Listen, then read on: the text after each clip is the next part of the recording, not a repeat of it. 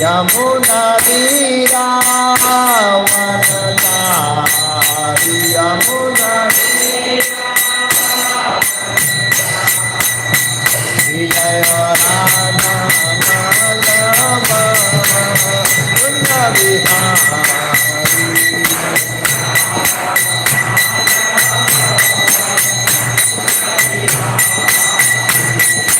गोपी जन वल्लभा गिरिवरधारी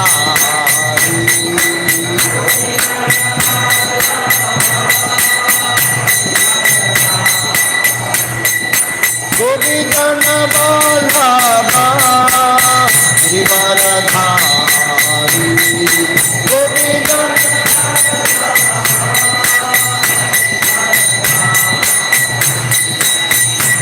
यशोदानंदन जनरंजन यशोदानंदन यशोदानंदन जनरंजन यशोदानंदन यशोदानंदन जनरंजन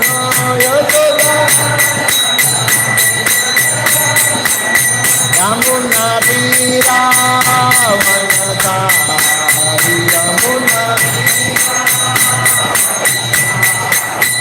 यमुना तीरा वनचारी यमुना विजय राधा सुंदरी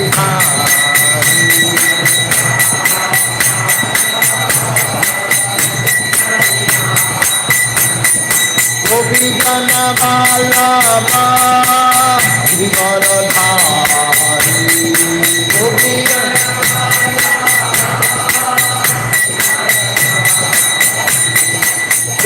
जन वल्लभा गिरिवरधारी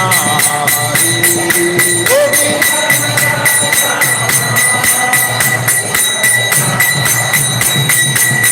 यशोदानंदन जनरंजन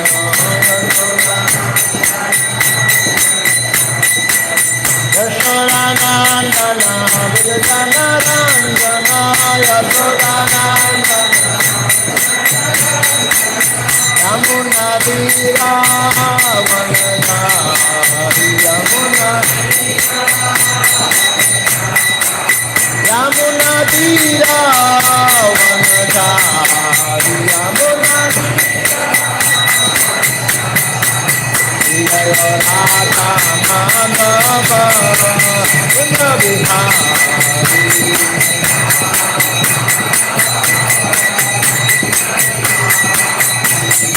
राधा माधव कुंज बिहारी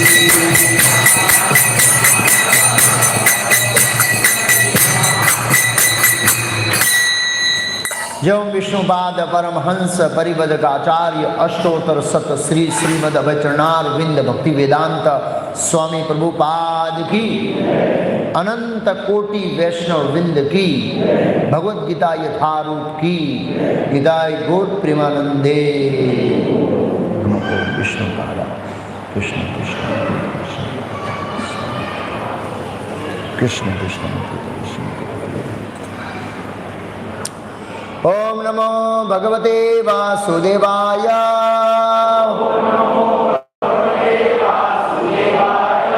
ओम नमो भगवते वासुदेवाय ओम नमो भगवते वासुदेवाय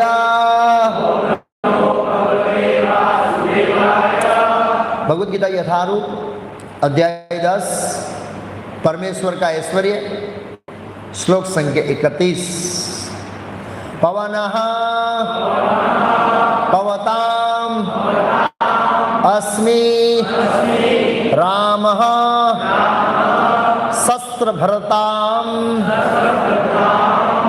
शस्त्रभर्ताम अहम जसाणाम मकरा च अस्मि स्तोत्रशाम अस्मि जानवी पवनः पवताम् अस्मि रामः शस्त्रभर्तामहम् जषाणां मकरसास्मि स्तोत्रसाम् अस्मि जानवी पवनः पवताम् अस्मि रामः शस्त्रभर्ताहम् जषाणां मकरसास्मि स्तोत्रसाम् अस्मि जानवी पवनः पवताम् अस्मि रामः शस्त्रभर्ताहम् जषाणां मकरसास्मि स्तोत्रसाम् अस्मि जानवी पवनः पवताम् अस्मि रामः शस्त्रभर्ताहम् जषाणां मकरसास्मि स्तोत्रसाम् अस्मि जानवी। इसलिए ने रिपेयरिंग कराई दो, रिपेयरिंग कराई दो ना नहीं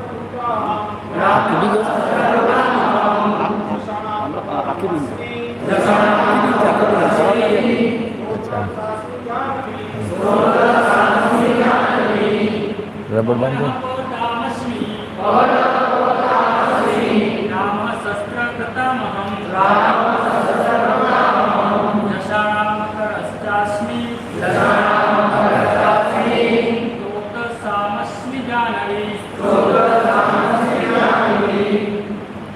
माता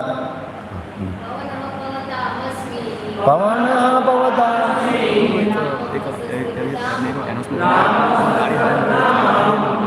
कई कार अपने एक जगह एक अनाउंसमेंट, सामने गेट के सामने 3 गाड़ी खड़ी है तो वो उससे ट्रैफिक हो रहा है, जिसकी है तो प्लीज हटा दीजिए। शब्दार्थ अनुवाद और तात्पर्य शिला एसी भक्ति वेदांत स्वामी प्रभुपाद इस्कॉन संस्थापक आचार्य द्वारा। कोई खड़ा नहीं हुआ, इसका मतलब हम में से नहीं है, दूसरे सामने वाले की होगी।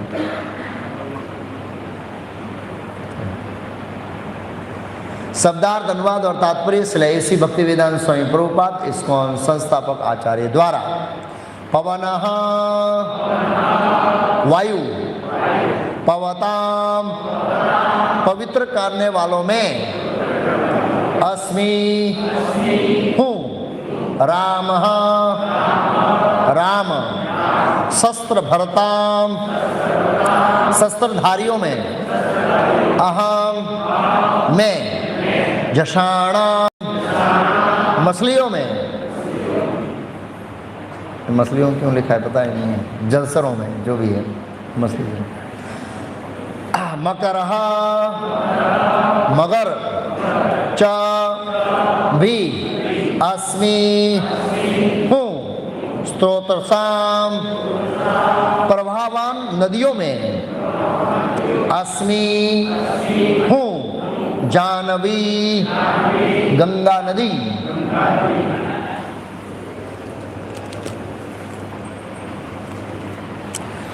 अनुवाद, समस्त पवित्र करने वालों में मैं वायु हूँ, शस्त्रधारियों में राम, मछलियों में मैं मगर तथा नदियों में मैं गंगा हूँ।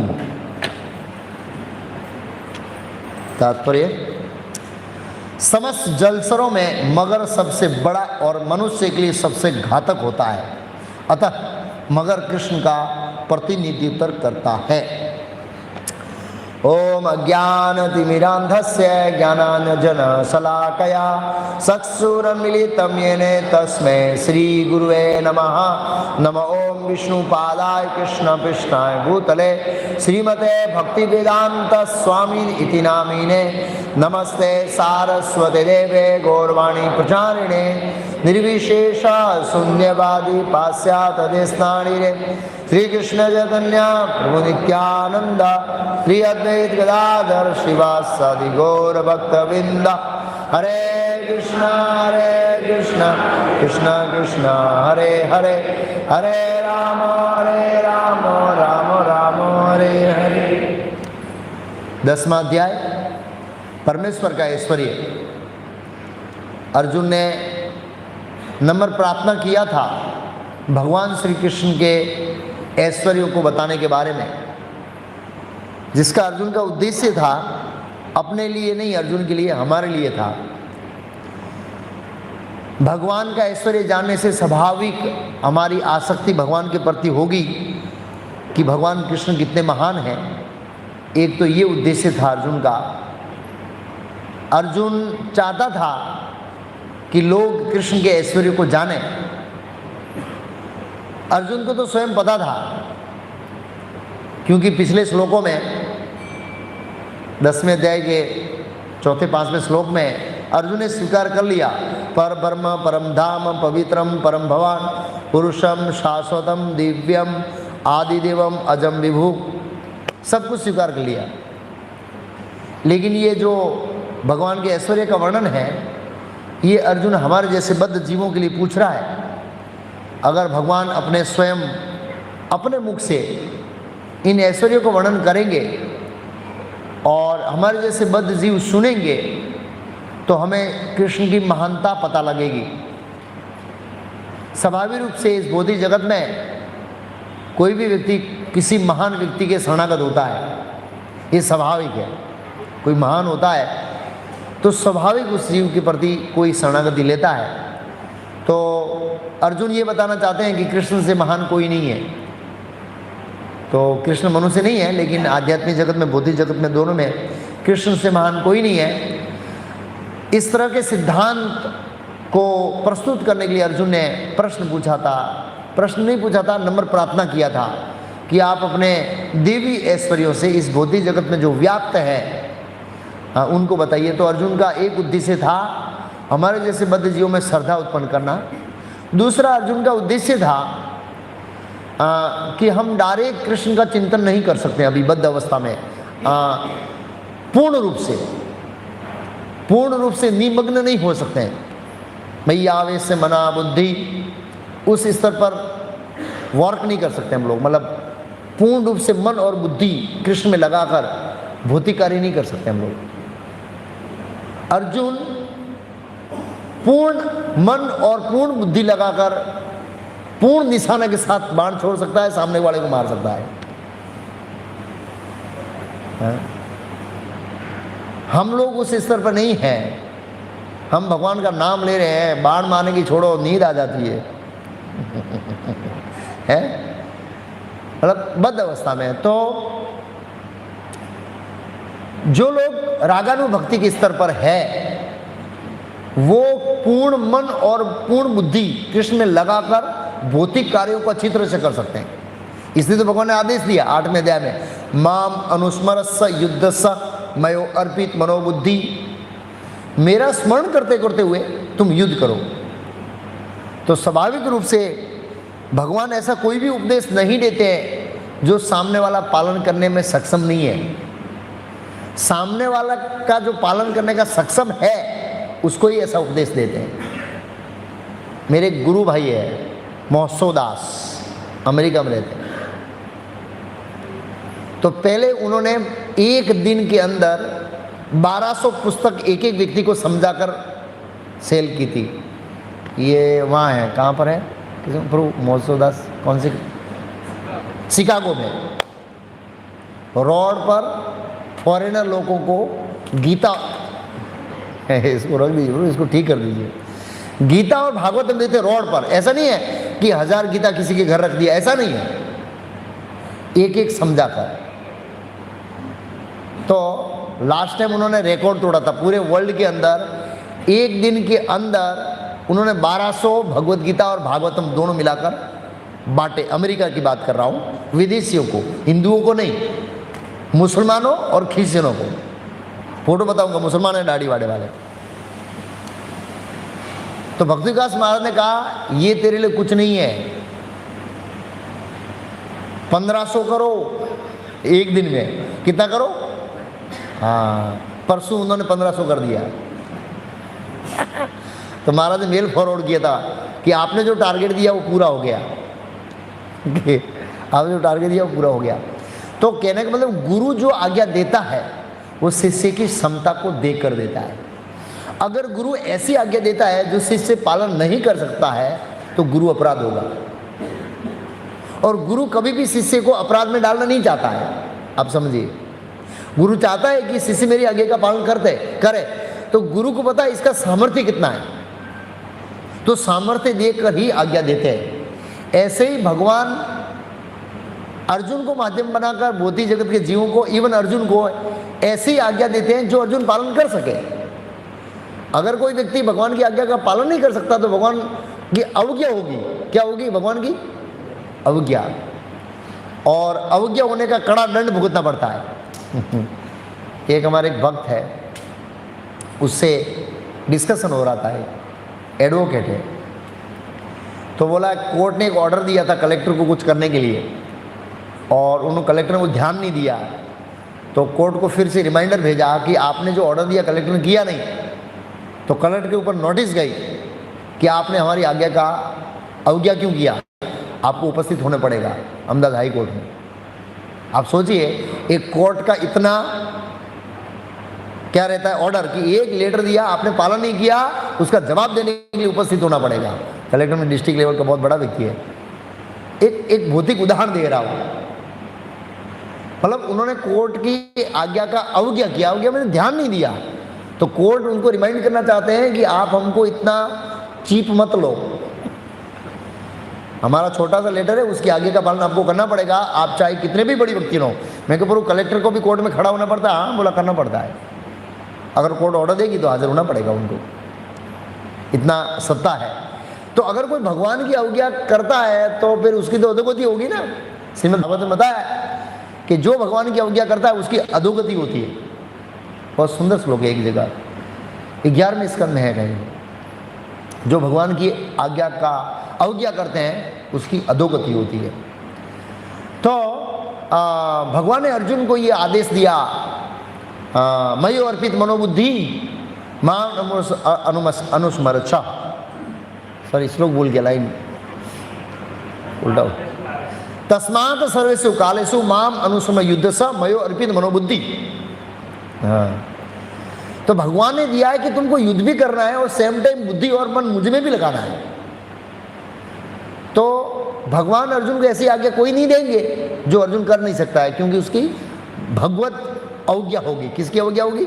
जैसे कोर्ट की अवज्ञा होती है, ऐसे भगवत अवज्ञा होगी, और वो भगवान का अपराध हो गया। तो भगवान को पता है कि अर्जुन ये करने में सक्षम है। अर्जुन पूर्ण रूप से मन और बुद्धि मुझ में भी लगाएगा और सामने वाले का बराबर तीर का तीर टच कर देगा, इतना निशाना साध देगा। ये भगवान को पूर्ण विश्वास है। और भगवान को यह भी विश्वास है कि हम जैसे बद्ध जीव अगर कृष्ण भक्ति का गंभीर अभ्यास करें, तो अर्जुन क्षत्रिय था तो उसका कर्तव्य था युद्ध करना।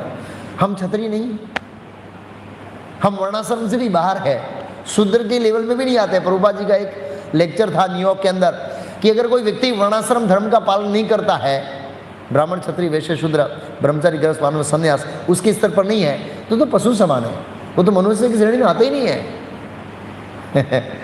तो आजकल जो हमारा खाना पीना रहना सोना बैठना उठना व्यवहार, मनुष्य का व्यवहार कहाँ है? मनुष्य का व्यवहार नहीं। मनुष्य में कम से कम विश्वास हुआ करता है। शादी होती तो पहले कोर्ट में रजिस्टर क्यों कराते हैं? पहले दिन से विश्वास नहीं है, है? पहले दिन से विश्वास नहीं है। अरे भाई जीवन साथ में काटोगे कैसे? पहले दिन से, क्योंकि रजिस्टर कराएंगे ना तो बचे रहेंगे। खाने पीने का खर्चा तो देगा वो, पति निकाल देगा। तो नंदग्राम के अंदर हमारी ये सिस्टम नहीं है, आप कोर्ट में रजिस्टर नहीं करा सकते। वैदिक सिस्टम ही फेथ पति को पत्नी के ऊपर फेथ है, पत्नी को पति के ऊपर फेथ, श्रद्धा, ये वैवाहिक श्रद्धा का संबंध है।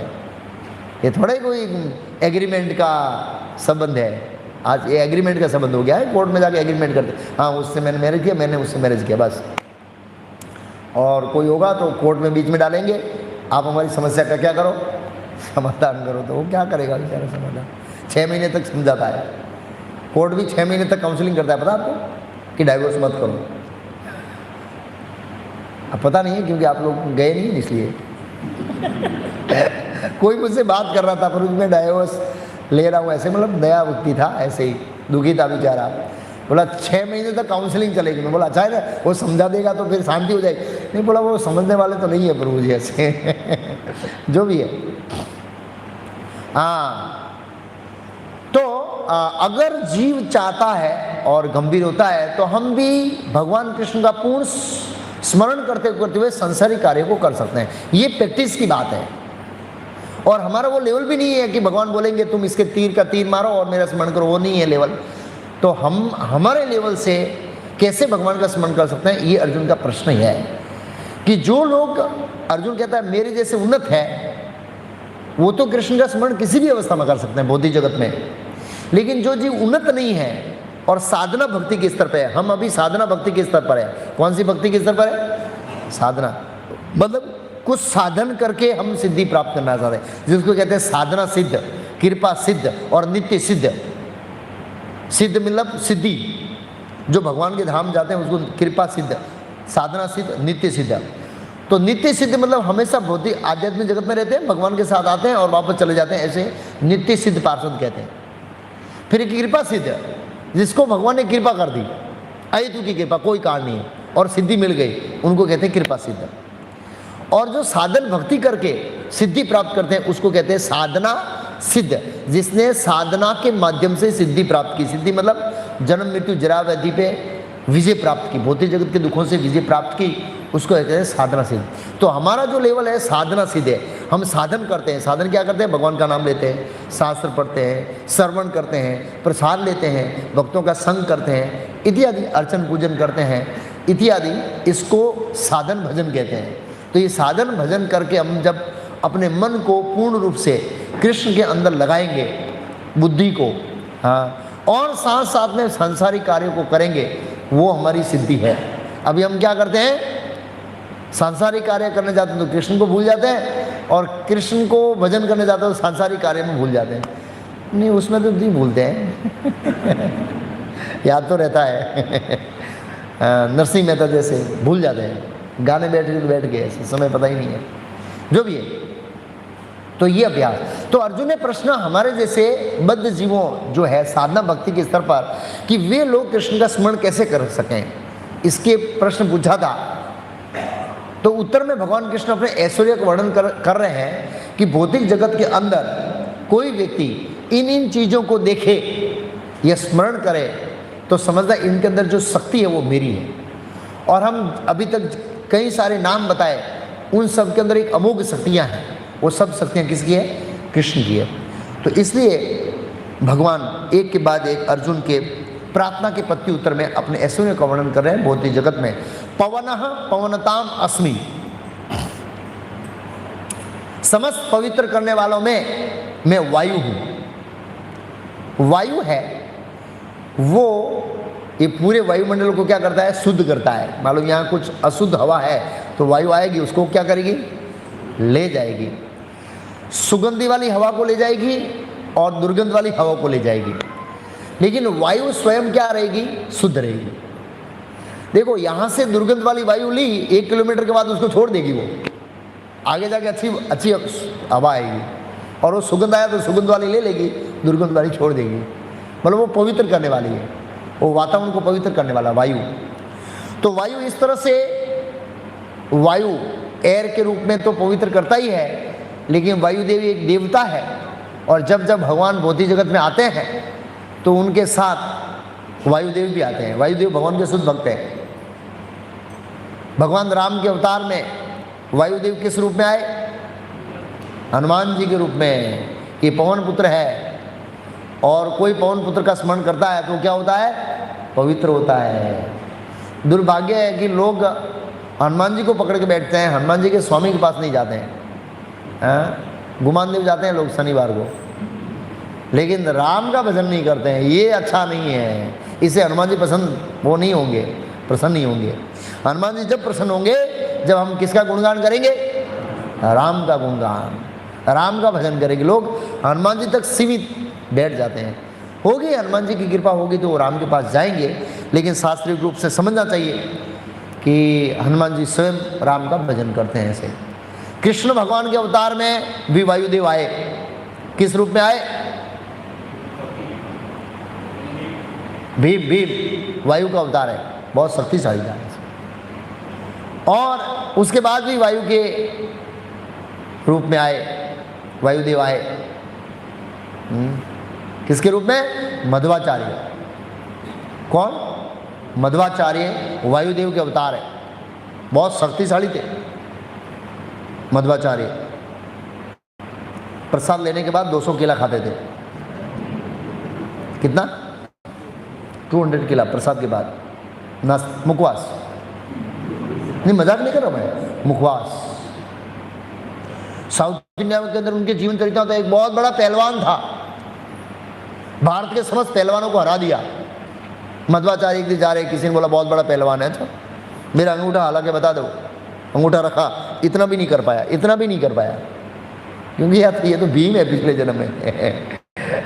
पवन देव है, शरणागत कर दिया, उनका शुद्ध भक्त बन गया, शिष्य बन गया। बहुत पावरफुल आचार्य थे, बहुत उनके जीवन गाथाएं जो उन्होंने भीम के कार्यों का प्रदर्शन किया उनके जीवन में, खाने में, बल में, ज्ञान में। हमको भीम को तो मोटी बुद्धि वाला समझते हैं, वो एक्चुअली दुर्योधन ने मोटी बुद्धि वाला वो महाभारत सीरियल में बना दिया है। भीम बड़ा बुद्धिमान था, हाँ, वो मोटी बुद्धि वाला नहीं था। वो भगवान के साथ उसका थोड़ा मजाक वाला स्वभाव था। कृष्ण से थोड़ा मजाक किया करता था, कृष्ण भी उससे मजाक करते थे।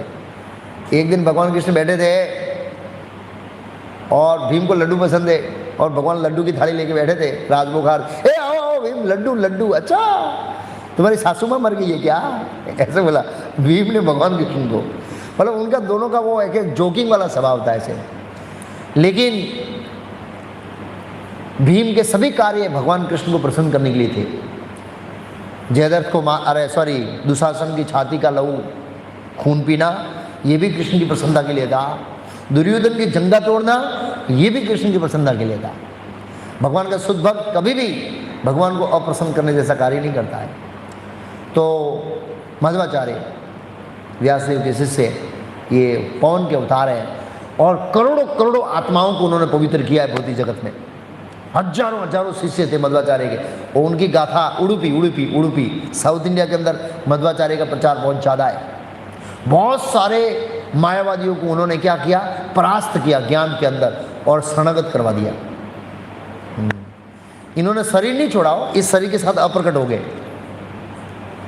उनके अप्रकट होने का लिखा है, वो 33 उपनिषद पर प्रवचन दे रहे थे एक मंदिर के अंदर साउथ इंडिया, 33 उपनिषद, और देवताओं ने पुष्प पुष्ट किया, ऐसे ढगला हो गया और ढक गए। थोड़ी देर के बाद देखा तो अंदर पुष्प है, मध्वाचार्य है ही नहीं। तो आचार्य कमेंट करते हैं उनके शिष्य की, वो व्यासदेव के साथ बद्रिकाश्रम में, ये बद्रिकाश्रम नहीं, हिमालय दूसरा हिमालय है, ये हिमालय नहीं है, एक दूसरा हिमालय भी है भूमंडल पर। उस हिमालय में बद्रिकाश्रम में व्यासदेव के साथ है मध्वाचार्य। एनीवे, तो ये मध्वाचार्य बहुत बड़े प्रधान आचार्य हो गए गौड़ीय संप्रदाय के अंदर। उन्होंने बहुत लोगों को कृष्ण भक्ति के माध्यम से क्या किया? पवित्र किया। उडुपी के अंदर जो भगवान कृष्ण की मूर्ति है, हमारे गौड़ीय संप्रदाय में कृष्ण की पूजा मध्वाचार्य से आरंभ होती है। हमारे गौड़ीय संप्रदाय में कृष्ण की मूर्ति पूजा विशेष, आप उडुपी जाएंगे तो उडुपी कृष्ण कहते हैं, उडुपी कृष्ण। हाँ, बहुत बड़ी मूर्ति थी वो, मतलब बहुत हैवी मूर्ति थी वो, कोई उठा नहीं लाए। एक चंदन लेकर आ रहा था एक व्यक्ति द्वारका से साउथ इंडिया की ओर जा रहा था, और उसने इतना कुछ गट्ठा बांध दिया होगा, उसमें से वो मूर्ति निकली। बहुत सारे पहलवान उस मूर्ति को उठाने के नहीं उठाए, मध्वाचार्य ऐसे करके उठाया और मंदिर में स्थापना कर दिया, और उन्होंने पूजा करना आरंभ किया ऐसे। तो इस तरह कृष्ण भक्ति के प्रचार के माध्यम से उन्होंने बहुत सारे लोगों को पवित्र किया। इस दृष्टिकोण से यह है, रामः शस्त्र भरताम अहम, शस्त्रधारियों में मैं राम हूँ। तो यहाँ भगवान राम की बात नहीं हो रही है। क्यों? यहाँ विभूति का वर्णन हो रहा है, अवतारों का वर्णन नहीं हो रहा है। तो कौन से राम की बात हो रही है?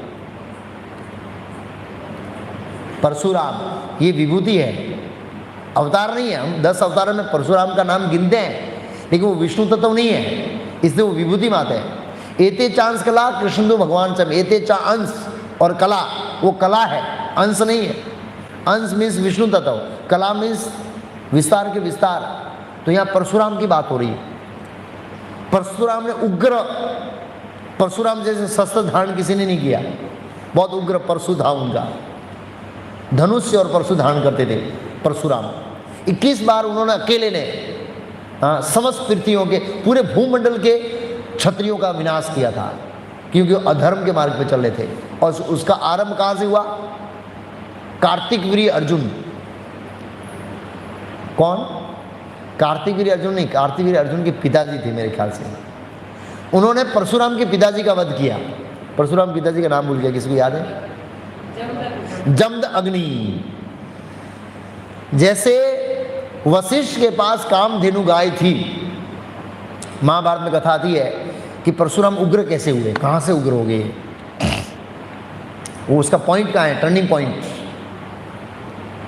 वो तो पे ऋषि मुनि थे ना, ब्राह्मण थे वो, लेकिन उन्होंने क्षत्रिय का रोल किया इमरजेंसी के कारण। वैदिक संस्कृति के अंदर ब्राह्मण कभी क्षत्रिय का रोल नहीं करता है। ये तो ऋषि के पुत्र थे। कौन? परशुराम। क्षत्रिय वंश में जन्म नहीं लिया था, हाँ, लेकिन इमरजेंसी के कारण क्षत्रिय का रोल अदा किया। तो जमद अग्नि जंगल में थे, मेरे ख्याल से कार्तिक वीर्य अर्जुन थे, कार्तिक वीर्य अर्जुन, जिसकी सहस्त्र भुजाएं थी। और मेरे ख्याल से ये दत्तात्रेय का भक्त था कार्तिक वीर्य अर्जुन, जो भी। तो भक्त मतलब आदर देता था, ऐसे हैं। तो वो आया था जंगल में, और जैसे वशिष्ठ मुनि ने विश्वामित्र का स्वागत किया, जबरदस्त स्वागत किया, रामायण वर्णन है। एक तो वो एक अक्षणी सेना लेके आया था। कौन? विश्वामित्र। रामायण में लिखा है एक अक्षणी सेना मतलब 21,000 रथ दल, 21,000 पैदल, 21,000 ये 66,000 पैदल, ऐसे करके कुछ 1 करोड़ लोग होते हैं एक अक्षणी सेना में। इतने लोग गए तो वशिष्ठ मुनि ने कहा, पहले तो उनका आदमी गया, कुछ पानी वानी स्वागत कुछ मिल सकता खाना, हाँ सबका हो जाएगा।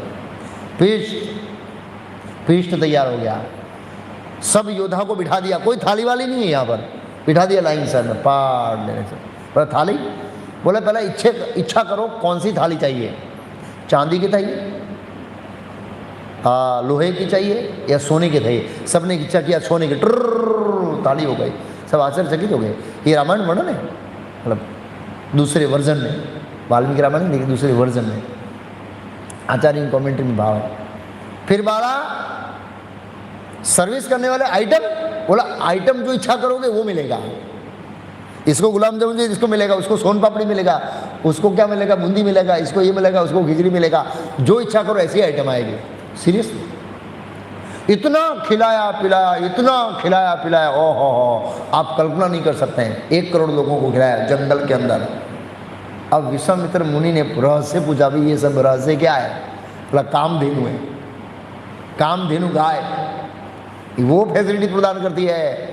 अच्छा, इतनी महंगी आइटम है और ये ब्राह्मण लेके बैठा है।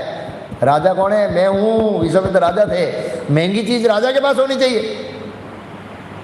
अरे तू तो भिखारी ब्राह्मण है, तेरे पास क्या चाहिए? मतलब उन्हें बोला नहीं पहले भिखारी ब्राह्मण, लेकिन मन में सोचा यार तू भिखारी ब्राह्मण, तेरे को काहे को जरूर है? मैं राजा हूँ, राजा के पास बहुत सारे गेस्ट आते हैं, मेरे पास होना चाहिए, कीमती चीज तो राजा का है। पहले तो बहुत समझाया, नहीं दिया, फिर शुरू हो गया। बहुत लंबा झगड़ा चला, रामायण वर्णन है, लंबा झगड़ा चला। और फिर तो विश्वामित्र कंपटीशन में उतर गए, क्योंकि वो हार गए, हर बार हार गए। लंबी कथा है, कभी कभी बहुत डिटेल में बताऊंगा, पॉइंट टू पॉइंट रामायण से। हार गए और फिर कंपटीशन किया, फिर भी हार गए। एक दिन रात को अकेला वशिष्ठ को मारने गया खुद। कौन? विश्वामित्र। ऑलरेडी विश्वामित्र ने 100 वशिष्ठ के पुत्रों को मार दिया था, ऑलरेडी मार दिया। और विश्वामित्र और उनकी पत्नी वशिष्ठ और उनकी पत्नी चंद्रमा की रोशनी में, ठंडक थी और अग्नि का ताप सेक रहे थे, बैठे बैठे गुणगान कर रहे थे। किसका पता है? विश्वामित्र का। जिसने उनके 100 पुत्रों को मार दिया उनका गुणगान कर रहे एकांत में पत्नी के साथ। आप देखिए कितना उदार हृदय उनका। अब ये उनको मारने वाला था और सुना यार ये तो मेरा गुणगान कर रहा है, सरेंडर कर दिया। विश्वामित्र ने सरेंडर कर दिया, जाके पैर पकड़ लिए, बोला क्षमा कर दीजिए।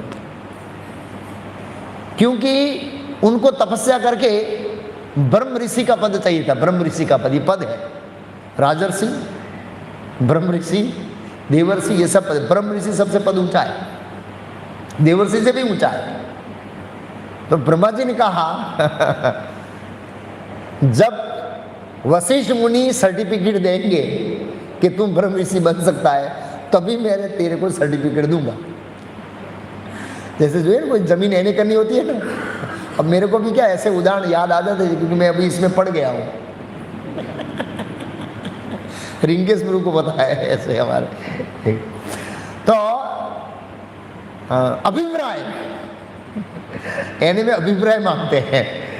तो बोला वशिष्ठ मुनि अभिप्राय देंगे तभी ही मैं ये एने का सर्टिफिकेट दूंगा। बोला उनके कहने का मतलब ब्रह्म ऋषि का पद अलाउ करूंगा। अब इसके साथ तो क्या है? दुश्मनी है, कंपटीशन है। तो बोला इसको ही मार देता हूं, फिर बोलूंगा वो तो है ही नहीं, तो क्या करो, ऐसे ही दे दो सर्टिफिकेट मुझे। मारने गया तो वशिष्ठ जी गुणगान कर रहे थे, क्या तपस्या कर रहा है विश्वामित्र। ऐसी तपस्या तो इतिहास में किसी ने भी की। बेचारा 3-4 बार फेल हो गया, मेनका के पंजे में फंस गया, फिर भी उठा, दूसरी बार फंस गया, तीसरा उठा, लेकिन वो तपस्या छोड़ नहीं रहा है। ये उसके अंदर अच्छा गुण है। ऐसे करके गुणगान कर रहे थे और विश्वामित्र ने सुना कि वशिष्ठ मेरा गुणगान कर रहे हैं, मैंने उसको 100 पुत्रों को मार दिया, मैं उनका कॉम्पिटिटर हूँ, स्पर्धा करने वाला व्यक्ति हूँ, मेरा गुणगान कर रहा है, सरेंडर कर दिया। और फिर जब उन्हें पैर पकड़े तो वशिष्ठ मुनि ने पकड़ा और आलिंग दिया, आइए ब्रह्म ऋषि विश्वामित्र जी आइए। सर्टिफिकेट दे दिया। ऐसे इतने उदार थे वशिष्ठ मुनियों, इतना उदार हृदय था, इसलिए तो वो भगवान के शिक्षा गुरु बन सके। ऐसे वैसे लोगों को भगवान के शिक्षा गुरु बनने का पद नहीं दिया जाता है। कितना उदार हृदय था। 100 बच्चों को मारने के बाद, स्पर्धा करने के बाद भी उनका गुणगान, ये सब मान लोग हैं जो भी है। ऐसी कंपटीशन, ऐसी झगड़ा हो गया, तंगा हो गया किसके साथ? कार्तिक वीर अर्जुन और परशुराम के पिताजी जन्म अग्नि के साथ। अब ये तो क्या किया, तो शक्तिशाली था, ये तो ब्राह्मण था, इसने कोई बदला लेने का पार नहीं किया। ये खींच के ले जा रहा था गाय को और लास्ट में बहुत बड़ा युद्ध हुआ तो जन्म अग्नि का गला काट दिया कार्तिक वीर अर्जुन ने। अब परशुराम का अपना असली क्रोध भड़का और निर्णय किया कि जो क्षत्रिय अपनी इंद्रियों को वश में नहीं रख सकता वो क्षत्रिय रहने के लायक नहीं है। एक ब्राह्मण की हत्या कर दिया। फिर तो 21 बार बिना क्षत्रियों की पृथ्वी कर दिया, कोई क्षत्रिय नहीं रहा। मतलब बच्चे कहीं छोटे रहे होंगे, बड़ा कोई क्षत्रिय नहीं, पूरा खलास कर दिया। शस्त्रधारियों में राम। तो परशुराम के अंदर ये जो पावर है वो कहां से आता है? भगवान कृष्ण से। राम और कृष्ण अलग नहीं है। और भगवान जब पावर ले लेते हैं तो व्यक्ति क्या हो जाता है? राम ने पावर ले लिया परशुराम का। कहां पर? जब भगवान राम शादी करके बाहर निकल रहे थे तो भगवान राम तो राम है, विष्णु तत्व है, विष्णु तत्व और ये जीव तत्व है, तो जीव तत्व विष्णु तत्व से मोहित हो जाता है। तो शिव जी का धनुष से तोड़ा तो परशुराम का अहंकार को ठोस पहुंचा। इतना शक्तिशाली क्षत्रिय कौन आ गया? बोला दशरथ का पुत्र है। लोग राम कहते ऐसे वो आए, उसमें लिखा है रामायण के अंदर कि वो चलते थे तो उनके क्रोध से हवा है ना, हवा, वो तूफान के रूप में परिवर्तित हो गई। दशरथ महाराज देखा तूफान कहां से आ रहा है, ये अपशुकन है, तूफान कहां से? और उस तूफान में कौन निकले? परशुराम। दशरथ महाराज इतने शक्तिशाली थे इस शरीर के साथ स्वर्ग लोग गए और देवताओं की पार्टी में ज्वाइंट किया और असुरों से लड़े। इतने शक्तिशाली व्यक्ति थे। वो परशुराम को देखने मात्र से कांप गया। क्षमा कर दीजिए, क्षमा कर दीजिए, मेरा लड़का छोटा है, आप उसको आह्वान मत दीजिए, हट साइड मर जा। परशुराम, मेरा धनुष से किसने तोड़ा? भगवान राम एकदम नम्र थे, मैंने तोड़ा। बहुत नम्र था। क्या समझते अपने आप को? दशरथ का पुत्र राम समझता हूँ अपने आप को ऐसे। पर बहुत नम्र भाव से राम ने जवाब दिया और परशुराम ने अपना धनुष से दिया। पकड़ो इसको, प्रत्यंचा चढ़ाओ। अगर इसके ऊपर प्रत्यंचा चढ़ाने में तुम समर्थ हुए तो मैं समझूंगा तुम मेरे साथ युद्ध करने के लिए लायक है, नहीं तो तुम लायक भी नहीं है। मतलब बरोबरी का मेरे। पहले जमाने में ये बहुत हुआ करता था, युद्ध बराबरी लोगों के साथ किया जाता है। निर्बल लोगों के साथ करना मतलब उसका इज्जत का कचरा होता है, उसका नाम खराब होता है। इतने निर्बल लोग से युद्ध किया मैंने। इसलिए तो महाभारत में वर्णन है कि जब दुर्योधन वो तालाब के अंदर बैठ गया और बाहर निकला तो युधिष्ठिर महाराज का हम 500 में से किसी को युद्ध का आह्वान करो। फिर भगवान ने कहा ऐसी मूर्खता मत करना, ये बहुत बड़ा गलती कर दिया आपने ऐसा आह्वान करके। फिर भी भगवान ने उनको बुद्धि दिया कि तुम क्षत्रिय है, अपने सामने जितना पहलवान होता है उससे ज़्यादा युद्ध करने। बोला तुम सब तो मेरे लिए बहुत छोटे हो, भीम मेरे साथ लड़ेगा ऐसे, वो मेरे बराबरी का ऐसे। ये वैदिक सिस्टम हुआ करता, वैदिक हुआ करता था ऐसे। और इवन महाभारत में वर्णन है कि जब महाभारत युद्ध आरंभ होने वाला था और सब ने अनुरोध किया पितामह भीष्म से कि युद्ध के नियम बनाइए, तो पितामह भीष्म का जो अपनी बराबरी है वो उनके साथ युद्ध करेगा। ये शक्तिशाली है, ये कमजोर है, वो उसके साथ युद्ध नहीं करेगा, मना किया था। ये था धनुर्धर धनुर्धर के साथ करेगा, गदा वाला गदा के साथ करेगा, तलवार तलवार करेगा, घुड़सवार घुड़सवार का, हाथी वाला हाथी से, रथ वाला रथी से, महारथी महारथी से, अतिरथी अतिरथी से करेगा, अतिरथी रथी से नहीं करेगा। ये पद्धति थी वैदिक। तो जो भी है, हाँ, परशुराम ने दिया धनुष से, भगवान राम ने चढ़ा दिया। भगवान राम ने क्या कहा, अगर आपका आशीर्वाद होगा तो ये भी कर लूँगा। भगवान एकदम नम्र थे और चढ़ाया। परशुराम समझ गए थे विष्णु है। भगवान ने कहा कि मेरी भी एक प्रतिज्ञा है, परशुराम जी सुन लीजिए, कि मैं एक बार ये प्रतिज्ञा चढ़ा देता हूँ फिर उसको वापस नहीं खींचता हूँ, उसको छोड़ना तो पड़ेगा बाण को। तो परशुराम का मेरी जो तपस्या है मैंने महेंद्र पर्वत पर किया, उस तपस्या के फल के ऊपर छोड़ दीजिए और फल को छीन कर दीजिए।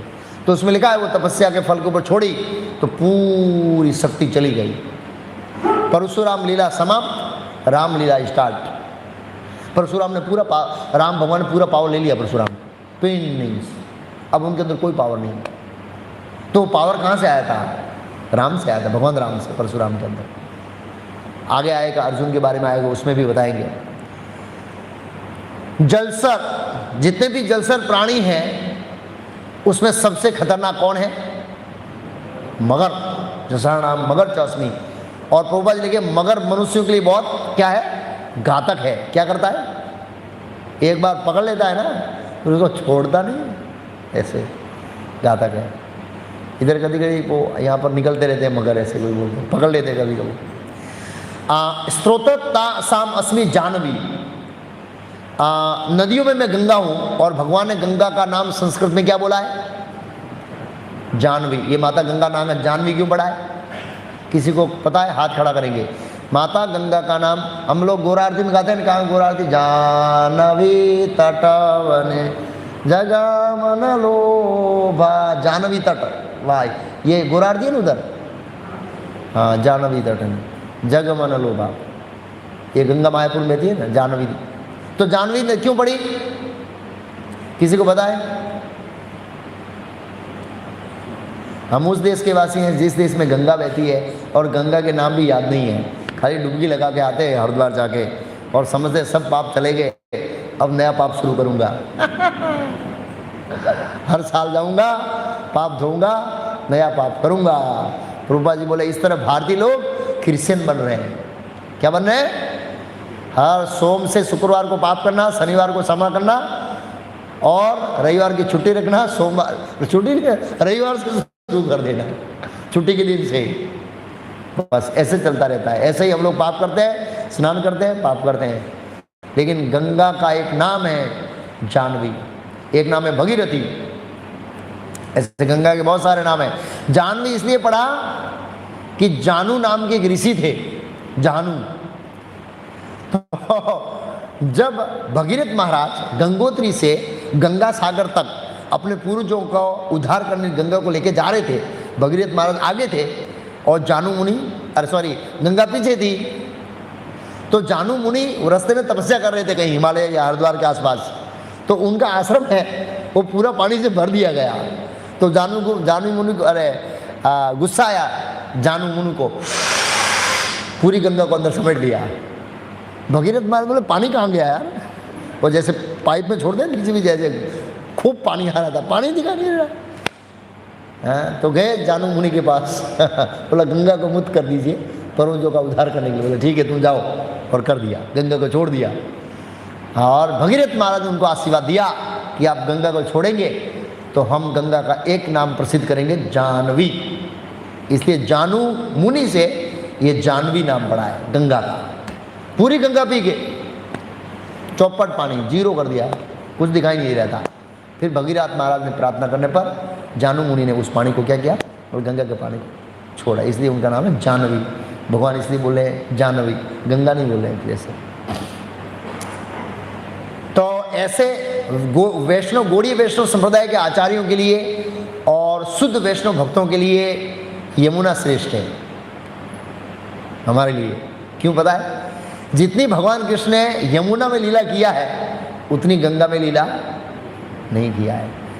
मतलब रासलीला के संबंधित हो, गोपियों के साथ की लीला के संबंधित हो, या सखों के साथ संबंधित हो, या व्यक्तिगत रूप से हो, भगवान राम ने, भगवान कृष्ण ने मथुरा के अंदर, यमुना के अंदर ज़्यादा लीला किया है और वो भगवान की बहुत प्रिय है। लेकिन फिर भी गंगा में अंदर जो पवित्र करने की क्षमता है और नदियों में उसको विस्तारित होने के कारण उसको श्रेष्ठ कहा गया है। सर्गाणाम आदि अंतरस मध्यम च एव अहम अर्जुन आध्यात्म विद्या विद्यानाम वाद पर्वताम अहम पर्वतताम अहम। हे अर्जुन, मैं समस्त सृष्टियों का आदि मध्य तथा अंत हूँ। जितनी प्रकार सृष्टि, सृष्टि मीन्स सर्जन, जितना प्रकार की सर्जन होता है उसका आदि मध्य और अंत कृष्ण है। कैसे? तो श्रीमद् भागवतम का जो प्रथम श्लोक है, जन्मादिस्यतः, जन्म आदि अस्यतः, ओम नमो भगवते वासुदेवा जन्मादितः। व्यासदेव अपनी मंगलाचरण में कहते हैं, हे प्रभु, हे सृष्टि के आदि मध्य और अंत करने वाले, आप ही सृष्टि के आदि और मध्य और अंत करने वाले हैं। व्यासदेव मंगलाचरण में कहते हैं। तो सृष्टि का स्टार्टिंग कौन करते हैं? कारणोदिक साई विष्णु। टिकाते कौन है? श्रीदोदिक साई विष्णु। और संहार कौन करते हैं? शिव जी। और शिव जी के अंदर जो पावर है वो भी कृष्ण का है, वो भी आएगा। रुद्राणाम चंकर च अस्मि, रुद्र में मैं शिव हूँ। शिव जी के अंदर जो पावर है, और शिव जी स्वीकार करते हैं। कहाँ पर स्वीकार करते हैं? एक जगह शिव जी कहते हैं कि जिस तरह बैल को यहाँ से नाथा जाता है और उसको कंट्रोल में रहता है, इसी तरह हम सब भगवान विष्णु के द्वारा नाथे हुए हैं और हमारा जो रस्सी है वो विष्णु के हाथ में है। ऐसे श्रीमद् भागवत के 10वें स्कंद में कहीं पर शिव जी किसी को कह रहे। तो सृष्टियों का सर्ग, समस्त सृष्टियों का, किसी भी प्रकार की सृष्टि हो, आदि मध्य अंत कृष्ण है। मैं समस्त विद्याओं में आध्यात्म विद्या हूँ। आध्यात्म विद्या विद्यानामम, अलग अलग प्रकार की विद्या है। ये जो हम विद्या पढ़ते हैं कॉलेज स्कूल में, वो तो बहुत निम्न स्तर की विद्या है और कृत्रिम विद्या है। विद्या मेरे ख्याल से 18 प्रकार की है। पूर्वपाद तात्पर्य लिखा है, उच्च विद्या के लिए ज्ञान के अनेक करते। उच्च विद्या एक है, निम्न विद्या एक है, उच्च विद्या। ये जो हम लोग भौतिक जगत में अभी अंग्रेजों द्वारा दी गई, किसके द्वारा दी गई? हाँ, बड़ी गर्वता के साथ लेते हैं। MBBS, दिस गर्व से को हम हिंदू है, और डिग्री अंग्रेजों के लेके घूमते हैं। आज भारत में ये हो गया, अगर आप बहुत पढ़े लिखे नहीं हैं, गए गुजरे लोग हैं। ये भारत का स्थिति हो गया है। आप सोचिए, अंग्रेजों का शिक्षण हम पढ़ रहे हैं। ऐसा नहीं था कि अंग्रेज नहीं आए, अंग्रेज आने से पहले लोग भूखे मरते थे, ऐसा नहीं था। सब लोग बड़े मजे से खाते थे। उल्टा टेंशन बढ़ गया है। इस मॉडर्न एजुकेशन के कारण समाज की स्थिति दिन प्रतिदिन खराब हो जाती आ रही है। पारिवारिक को लेकर, मानसिक और बौद्धिक लोगों को, बौद्धिक रूप से लेकर, क्योंकि बच्चों को बहुत सारी साइकोलॉजिकल इफेक्ट होनी शुरू होती है इसमें। माता पिता बहुत प्रेशर देने के कारण, को एजुकेशन मेल फीमेल को साथ पढ़ाने के कारण अब पवित्रता का जो संबंध है वो टूट जाता है। उसके बाद विवाह के अंदर बहुत कठिनाइयाँ आती है, बहुत टिकता नहीं है। ये बहुत सूक्ष्म है उसका। ये को एजुकेशन को अलग अलग दृष्टिकोण से मॉडर्न एजुकेशन एनालाइज किया जाए तो ये मॉडर्न एजुकेशन में हमारी समस्याओं को, इतनी भारी समस्याओं को बढ़ा दिया है कि जिस कल्पना नहीं कर सकते। खाली एनालाइज करने की जरूरत है, डीप में जानने की जरूरत है कि ये तलाक क्यों होते हैं, माता पिता के, बच्चों का माता पिता के प्रति आदर क्यों चला जाता है। बहुत सारी साइड इफेक्ट समाज के अंदर बहुत बड़ी समस्या है। उस समस्या का जड़ ये मॉडर्न एजुकेशन है एक्चुअली। लेकिन उसको गौर से देखना पड़ेगा, बहुत स्टडी करना पड़ेगा। हमारे वर्किंग हावर्स क्यों बढ़ गए हैं, हम जो काम करने के जो घंटे हैं वो बढ़ क्यों गए, इसका भी कारण क्या है, ये मॉडर्न एजुकेशन है। तो ये निम्न स्तर की विद्या है। लेकिन यहाँ पर प्रभुपाद के उच्च विद्या के लिए अनेक ग्रंथ हैं। एक उच्च विद्या भी है, हायर पर्पस के लिए, उच्च उद्देश्य के लिए, जिसमें 4 वेद, 6 वेदांग, 6 और 4 कितने हुए, 10, वेदांत सूत्र 11, तर्क न्याय शास्त्र 12, धर्म ग्रंथ 13, पुराण 14। इस प्रकार कुल 14 प्रकार के ग्रंथ हैं। ये 14 प्रकार के विद्या है, 14 प्रकार की विद्या बताइए। वेद, वेदांग। वेदांग क्या है, वेदों को समझने की सप्लीमेंट है। एक बुक होती है ना, क्या बोलते हैं उसको, एक पुस्तक होती है, उसको समझने की सपोर्ट करने के लिए बुक होती है, तो वो है वेदांग, वेदांत सूत्र। तो प्रभुपाद जी कहते हैं 14 है। इनमें से आध्यात्म विद्या संबंधी ग्रंथ विशेष रूप से वेदांत सूत्र है। वेदांत सूत्र विशेष है। हम तो वेदांत सूत्र को पढ़ते नहीं है भाई। आध्यात्म विद्या में वेदांत सूत्र सर्वोपरि है। किसी ने वेदांत सूत्र देखा है, हाथ खड़ा कीजिए। किसी ने नहीं देखा है, किसी के घर में भी नहीं है। और यहाँ पर श्रेष्ठ बताया, तो श्रेष्ठ चीज हमारे घर में क्यों नहीं है ना हमारे घर में। वेदांत सूत्र की सप्लीमेंट बुक है, जो वेदांत सूत्र को समझाने में, वेदांत सूत्र को समझाने की जो पूरक ग्रंथ है। और वेदांत सूत्र जो लिखा वेद व्यास, वो वेदांत सूत्र को समझने के लिए उसके ऊपर कमेंट्री लिखी है, सप्लीमेंट्री बुक। उसको क्या कहते हैं, भागवतम। तो इसलिए भागवतम श्रेष्ठ है। समस्त आध्यात्मिक विद्याओं में भागवतम श्रेष्ठ है। बहुत प्रकार की विद्या में ऐसे ग्रंथ है। विशेष रूप से वेदांत सूत्र कृष्ण का स्वरूप है। मतलब भागवतम किसका स्वरूप है, कृष्ण का स्वरूप है। वो भागवतम वेदांत सूत्र के ऊपर नेचुरल कमेंट्री है लेखक की अपनी। मतलब मैं अपनी पुस्तक लिखता हूँ और मुझे लगा ये पुस्तक बहुत कठिन पड़ेगी जन सामान्य को समझने में, तो मैं उसको एक्सप्लेनेशन देने के लिए दूसरी पुस्तक लिखता हूँ कि भाई ये श्लोक में ये कहना चाहता है, इसको ऐसे समझना है, इसको ऐसे समझना है, इसको ऐसे समझना। तो वो मेरी कमेंट्री हुई उस पुस्तक के ऊपर। तो ऐसे ही व्यासदेव ने वेदांत सूत्र को समझाने के लिए भागवतम की कमेंट्री लिखी, ऐसा आचार्यों का कहना है। अगर कोई वेदांत सूत्र स्टडी करता है और भागवतम स्टडी करता है तो फिलोसॉफिकल थीम सेम जाएगी। बस खाली भागवत के अंदर स्टोरी है और वेदांत सूत्र क्या है, श्लोक है। वेदांत सूत्र का भी स्टार्टिंग होता है अथातो ब्रह्म जिज्ञासा जन्मातिशतः जन्म आदि यशतः। ये दूसरा श्लोक है वेदांत सूत्र का। पहला अथातो ब्रह्म जिज्ञासा, जिज्ञासा करनी चाहिए। किसकी जिज्ञासा करनी चाहिए, जन्मातिशतः, जिससे सर्जन होता है, जिससे टिकता है और जिससे एंड होता है। तो ऐसे सिद्धांत देखें तो पैरेलल चलेगा कहाँ तक, एंड तक भागवतम के। खाली भागवतम में हम जैसे मंद बुद्धि वाले लोगों को समझने के लिए स्टोरी डाल दी है। वेदांत सूत्र कोरा ज्ञान है बस, आध्यात्म विद्याओं। और तर्क शास्त्रियों में मैं निर्णायक सत्य हूँ। अलग अलग प्रकार के तर्क होते हैं। हाँ, प्रभुपाद जी ने उसमें लिखा है तर्क के।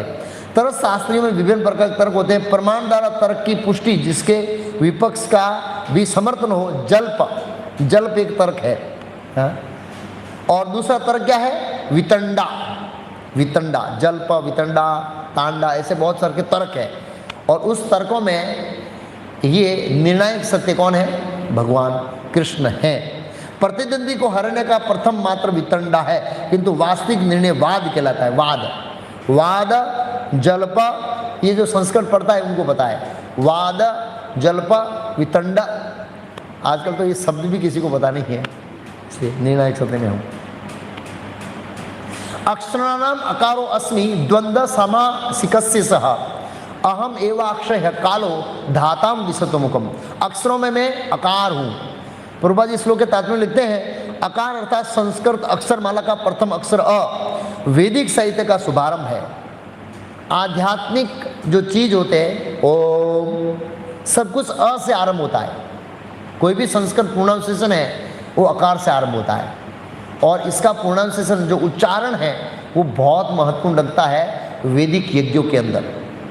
उसमें कोई भी गलती होती है तो बहुत कठिन है उसको ठीक करना, और उसका परिणाम उल्टा आता है। ऐसे वैदिक संस्मरण, अकार के बिना कोई भी स्वर उच्चारित नहीं होता है। मतलब स्पेशली संस्कृत और वेदों में जो भाषा है रुचा, हाँ, जो श्लोक है कंटेंस श्लोक, एकदम दबाए हुए संस्कृत वाला श्लोक है, उसको रुचा कहते हैं।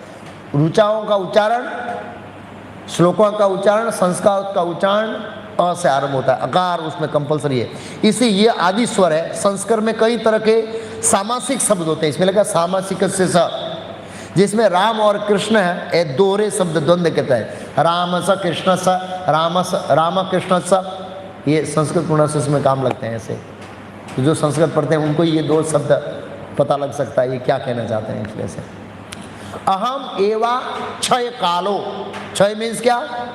अक्षय, क्षय। क्षय और अक्षय में क्या अंतर है? क्षय मीन्स, हाँ सॉरी, इसमें अक्षय लिखा है, अक्षय।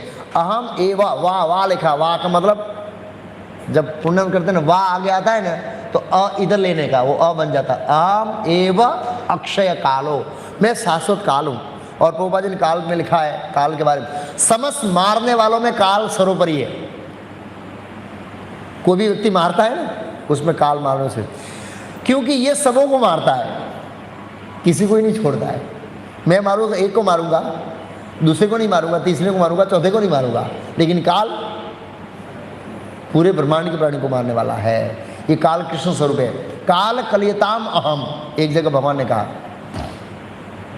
क्योंकि समय आने पर पल्ले अग्नि में सब कुछ लय हो जाएगा। फिर क्या? हम विशतो मुकः, सृष्टाओं में मैं कौन हूं? ब्रह्मा। सृष्टा में सर्जन करने वाले, हम भी सर्जन करते हैं ना। माता जी रोज चपाटी का सर्जन करती है अभी तो कम करते हैं, होटल वाले करते हैं ज़्यादा, ऐसा भी होता है। जो भी है, हम अलग अलग प्रकार का केमिकल्स है, मैकेनिज्म है, दवा फार्मास्यूटिकल है, बहुत सारे सर्जन करते हैं। कोई दवा बनाता है, कोई लोहे का बनाता है, कोई चपाटी बनाता है, कोई रास बनाता है, सब्जी बनाता है, हम सर्जन करते हैं। लेकिन यहाँ लिखा है धाता अहम, धाता में सृष्टाओं में मैं ब्रह्मा हूँ। और ब्रह्मा जी का जो सर्जन है अद्भुत, अद्भुत सर्जन है। अद्भुत मतलब सोचिए, ये सूर्य, चंद्र, तारा, लोक, देवता, पशु, मनुष्य, सब ब्रह्मा का सर्जन है।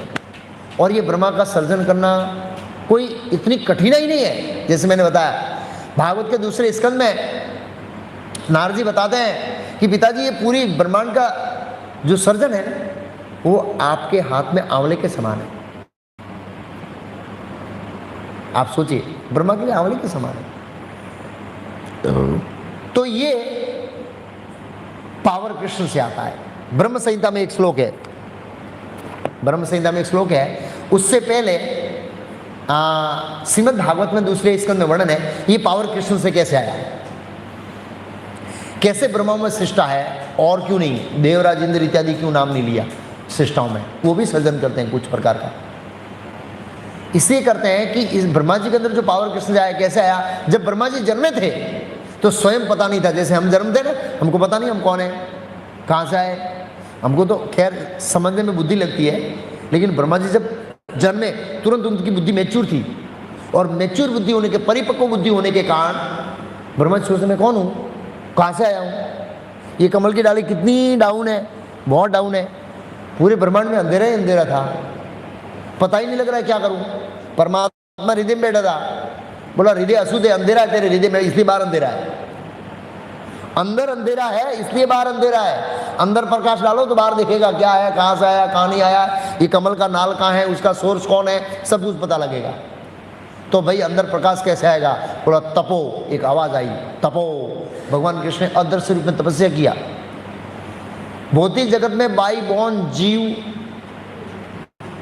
पापी होता है, पिछले जन्म होगा, इसलिए हृदय में अज्ञानता रहती है। वो अंधकार ब्रह्मा जी के हृदय में भी था। इस भौतिक जगत में जन्म लेने का मतलब है अज्ञान, अंधकार के अंदर जन्म लेना।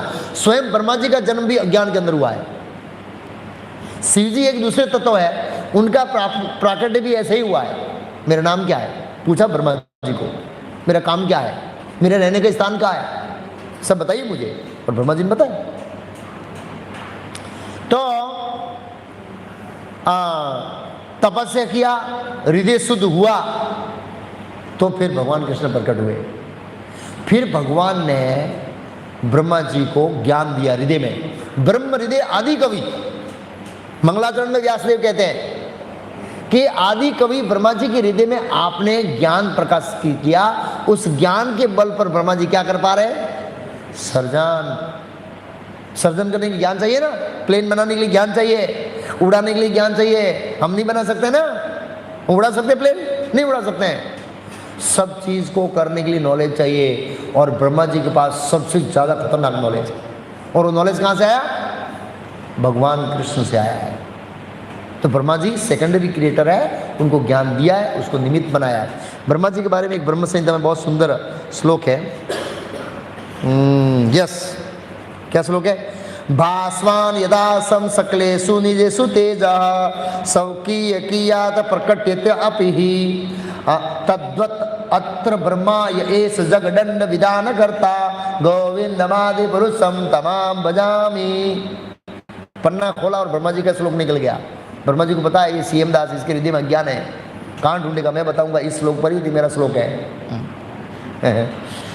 तो क्या क्या ब्रह्मा जी के बारे में क्या कहते हैं, सूर्य जिस प्रकार सूर्यकांत मणियों में अपने तेज का कुछ भाग अंश संसार करता है, उसी प्रकार विभिन्न अंश स्वरूप ब्रह्मा जिनसे प्राप्त शक्ति द्वारा ब्रह्मांड का विधान करते हैं, उन आदि पुरुष गोविंद का मैं क्या करता हूँ, भजन करता हूँ। तो ये क्या कहना चाहते हैं, जैसे सूर्यदेव जो मणि है, मणि इनके अंदर अपने तेज का अंश को संचार करता है, तब ये मणि चमकती है, उसमें सूर्य का तेज होता है।